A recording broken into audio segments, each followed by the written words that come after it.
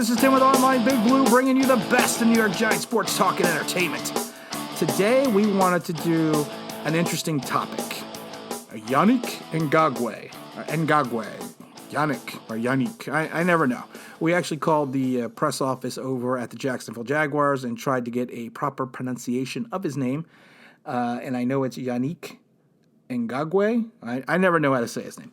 But you know what? I've seen all over YouTube, and I've seen what I like to refer to people that regurgitate information on Twitter and everything else. They see something posted like Mr. Yannick taking a fan-made photo and posting it on his Instagram site, and people look at that and go, well, he's coming to the Giants.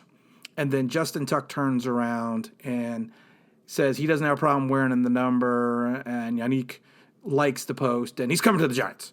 And then he's got another picture on his website where he's standing next to Lawrence Taylor, under words the terms, the standard, and he's coming to the Giants. Okay, guys, relax.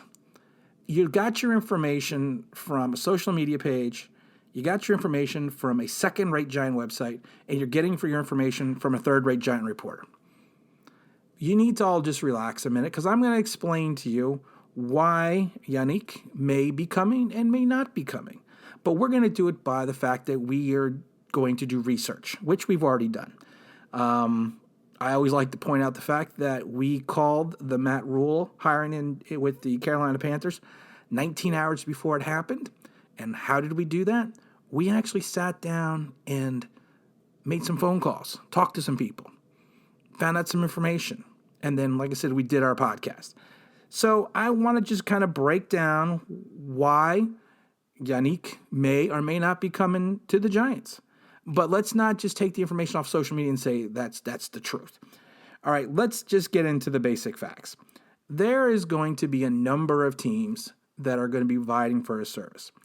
Right now, if you just do some basic research, you're looking at the Jets, the Browns, the Saints, the Texans, the Dallas Cowboys, and the Washington Redskins. Those are all other teams that have been linked to Yannick Ngakoue. I hope I'm saying that right, but if not, that's okay. Because you know what? We make mistakes and people like to blame us, blast us for it anyway, so we don't care. So there's not going to just because he posted a picture on social media that he's just saying, you know what, this is where we're going. We're going to the Giants. So we also made a couple phone calls because we've done some work for the Tampa Bay Buccaneers. We also did some work for the Orlando Predators. So we know a lot of people in Florida. I was actually a season ticket holder for the Jacksonville Jaguars as well. And we happen to know a person that happens to know a player that happens to know Mr. Yannick. And he basically says no decision is made, nothing's off the table, nothing's on the table. We didn't speak to directly anyone in his camp, but this player seems to think that there was a potential that Yannick could sign back with the Jaguars. And if you have a defense that has Calais Campbell, Miles Jack, and Josh Allen in it, why wouldn't you consider re-signing with the Jaguars? Now, yes, I know he had a problem with Tom Coughlin. A lot of players have a problem with Tom Coughlin. And Dave Caldwell, the new GM, came out and said it is his number one priority to sign Yannick. That is what they want to do. And then a lot of people will sit there and say, well, the Jacksonville Jaguars don't have the cap space. Okay, guys, let's do some research. Let's not regurgitate what we see on the internet. Let's take a look at that. Right now, the Jacksonville Jaguars have $11 million in rollover money from this season. Okay, so we're going to add that to. I know they only had a couple million. They were only a couple million. They actually were $1.5 million over at one point. But what they have, like I said, they have $11 million in rollover money. They have a defensive tackle. I can't remember his name off the top of my head, but I know he makes $22.5 million. And if they release him, there's only $2.5 million in dead cap space on that contract. If they release Marcus Lee and there's another player, and I can't remember his name either, I'm sorry. But if they release those two players as well, they could have a minimum of $37.5 million in cap space, which is more than enough money to sign Yannick. Now, is he interested in coming back to the Jaguars? Did Tom Coughlin ruin him for Florida? I don't think so. I think any player that's been somewhere for 4 years and has been established will give, always usually tries to give the team that he was with and the fan base he was with the opportunity. I think unless Yannick is looking to make more of a bigger splash on a larger open market, then that's a different story. But like I said, if you got a defense with Campbell, Jack, and Allen on it, you probably might want to consider staying where you are. And like I said, and Campbell's already come out and said that he would renegotiate his contract if it meant signing Yannick. So I mean, that's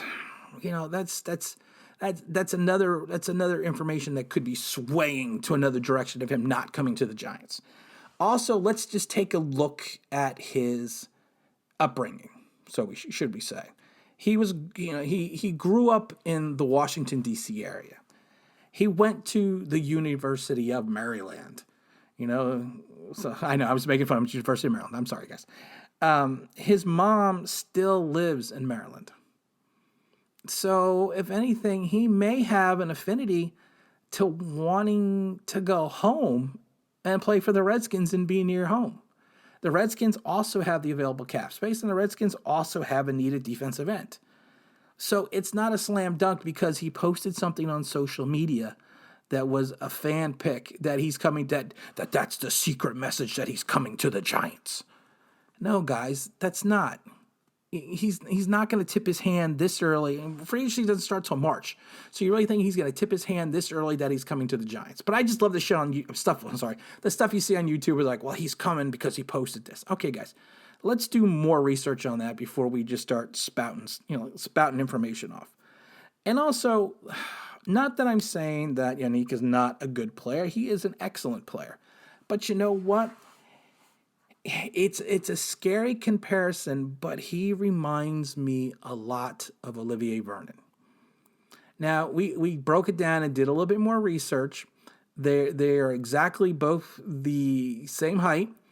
Vernon does weigh about 15 pounds more than Yannick. But if you take a look at the stats for 4 years, what we did is we took Vernon's stats from his second year to his fifth year. We did not take his first year stats because he was not a starter in Miami. But we took the next 4 seasons after that. Yannick came in as a starter right from the beginning, and we compared their stats. And it's a little scary. Vernon, 34 sacks, 228 tackles. Yannick, 37.5 sacks, 121 tackles. And if you take a look at the percentage of playing time that they both had, it's also really eerily similar. Now, I am not saying Olivier Vernon was a bad player for us. He had one, not even one good season. He had one okay season that first year when we made the playoffs as a 1-11-5. But they are pretty much very similar as a player itself. Vernon also was 26. Yannick was 25. So, I mean, it's kind of scary, the similarities between the two players, the way they both seem to play the position. The only difference is that Vernon plays the run a lot better than Yannick does. I am not saying that Yannick is not a player that we should look at. I am not saying that he is not a player that we should consider spending money on. But you're looking at a salary cap number probably like $17.5 million for him. Are we really looking to spend $17.5 million on a player that, again, we are banking on potential? We are banking that he is going to have that big season. Because honestly, he is yet to have that huge season. I mean, even Vernon had 11.5 sacks his second year. I mean, so I mean, are we willing to bank on a player that we are hoping has the big season, that we're hoping will come across? Yes, like I said, he is multi-talented, he is multifaceted, but like I said, we are looking at a player that has very similar stats to Vernon. And honestly, on our defense, we need so much help. It's unbelievable. So is he going to help fit what we need? Or do we need to kind of look elsewhere to see, hey, maybe, just maybe, we need to take a look at bringing in 2 players of the same? Because if you think about it, like I said, he had his big year in 2017 where he had 12 sacks. he had 9.5 and 8 sacks. Yeah, you're going to be paying $17.5 million a year, and you're probably going to have to overpay him because of inflation for basically Olivier Vernon. And again, I am not disparaging him. I am not saying anything. I am just saying that we need to look at the total picture and sit there and say, just because he posts something on social media does not mean he's coming to the team. I could be wrong. I'm probably more than likely right, because of the fact that we are not looking at this from a fan perspective of the New York Giants, and we are fans of the New York Giants.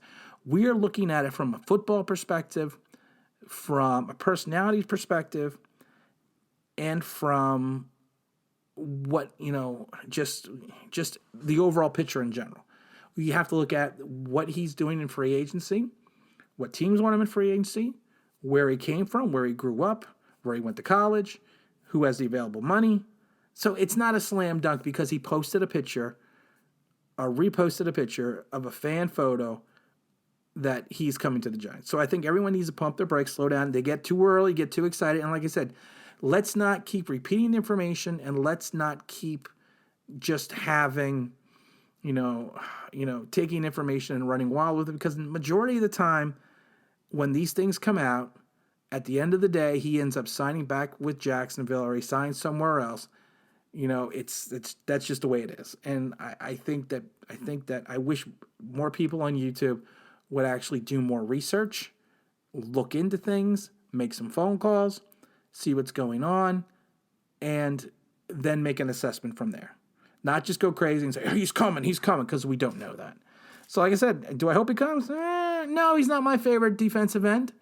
I think there are other players out there that can fill the need a lot better and have more a potential of an upside if we're just looking at talent. But you know what? That's neither here nor there. I'm not the general manager. I'm just a fan.